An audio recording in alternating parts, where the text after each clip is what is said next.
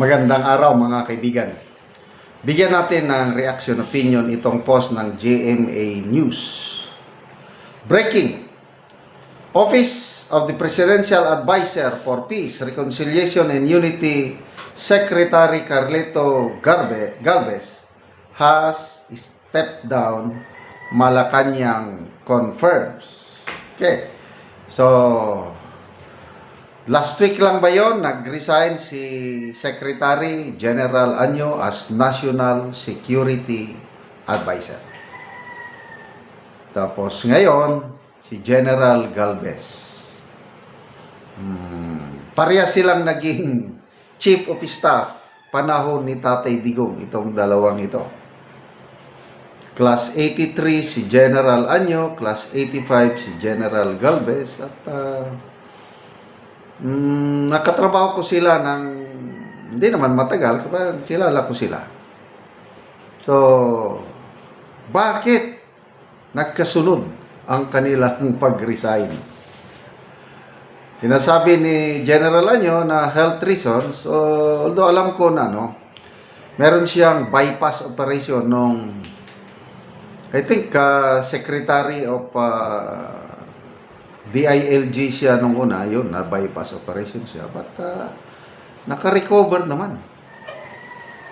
So,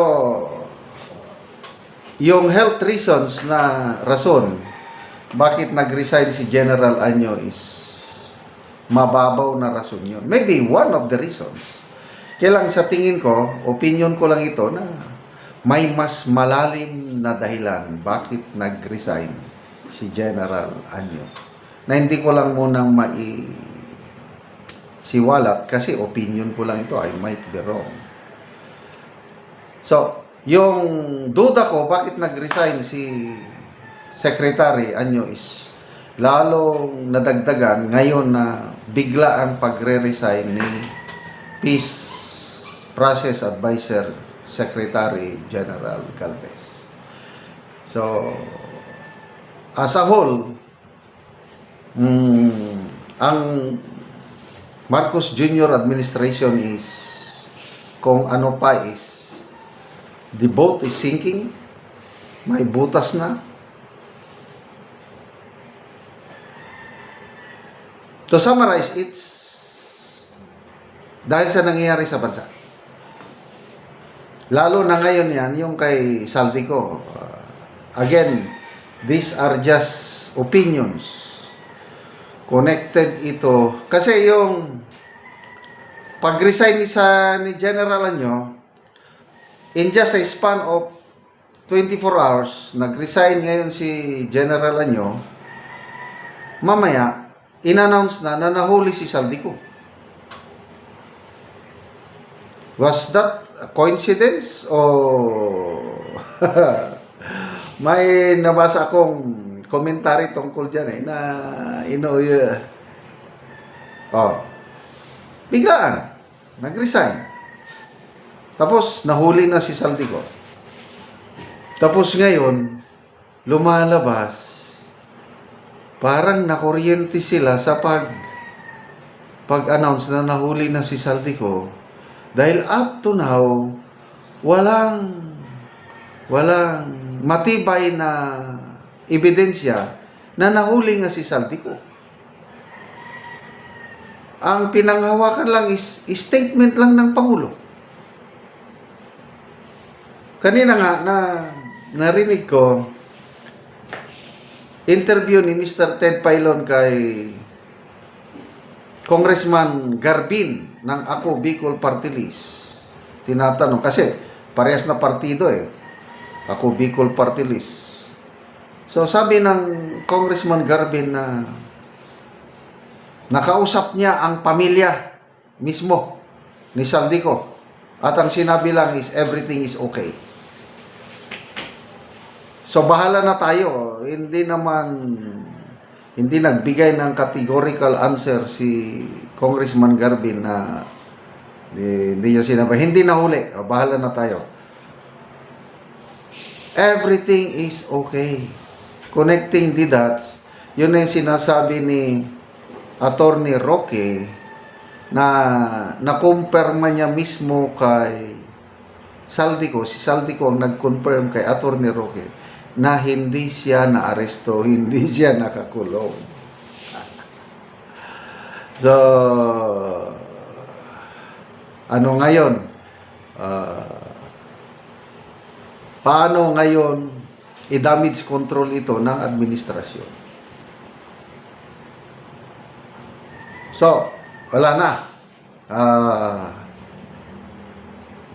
Sino kaya ang susunod kung meron man na magre-resign sa Marcos Jr. cabinet? Pag mayroon pa yan, ako sunod-sunod na yan. Ito na siguro yung administration na nakita ko nga ang daming kung hindi mag-resign, sinisipak. O, basa tayo sa mga comments. The boat is sinking. He managed to jump off first while the crowd is not yet on the brink of a mud. O na. Mas mabuti pang para hindi madamay. There is a higher court than courts of justice, and thus the court of conscience. Sabi ni JP. It's not about sinking, it's about time. Timing ba? Jumping off the sinking ship. Ronin Way, he stepped down or required to step down. Believe no peace, reconciliation and peace. Mahirap talaga labanan ang konsensya. They can't handle the truth. Conscience is killing them. Guilt conscience strikes. Keep off from the avalanche of fire. Digong's men. Vince next. Yan, mga tauhan ito ni Tatay Digong. Parehas niyang chief of staff. Ngayon nag-aalisan na. Sino? Vince next. Malabo. Yang si Vince Dizon. Parang sobrang nakakapit na kay Marcos Jr. Wala na akong tiwala kay Vince Dizon. Salamat mga kaibigan sa inyong pagsubaybay sa channel na ito.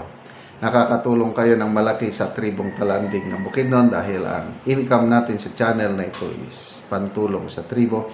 Namimigay tayo ng libreng yero at pako para makapagpatayo sila ng mas maayos na tirahan. Panoorin nyo ang video na ito. Ano yung natagaan na mo yero?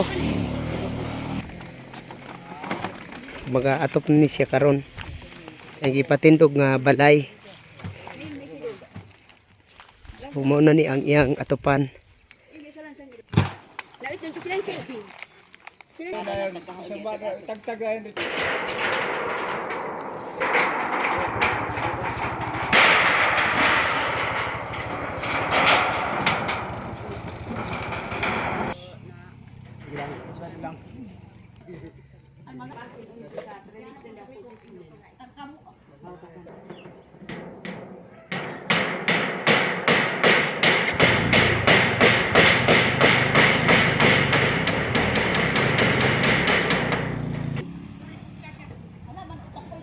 Ano tadi ba? Ano be?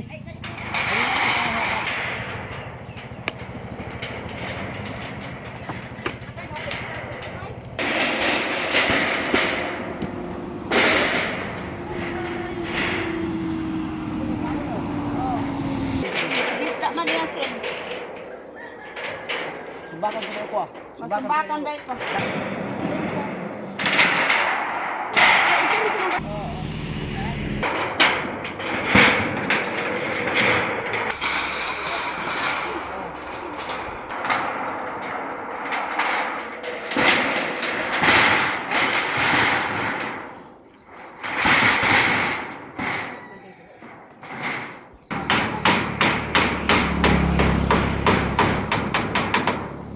O karon human na gyud sa pag-atop ang gihatag namo nga yero, so dili na gid sila maulanan kay maayo na nga tan-awon ang yero nga nakaatop. Pagpasalamat sa gihatag nga tabang sa sin kay kun pagpalit lang sa atop lisod jud kay among paningkamot tama na gid sa kaon na kana at mga eskwela. Nadako gid akong pasalamat sa Ginoo nga naagi hinabang nga nakaabot nga tabang nga pinagi sa pagtabang sa usa ka tawo sa atop nga kuan kini ang gihatag sa moa. Ginoo nga labtan mi sa tabang Kaya wala naman kita lain pasalamatan o naapit sa ibut kaibutan. Kaya ang kitang tawa man kita mahibok wa ginang Ginoo. So salamat kaayo.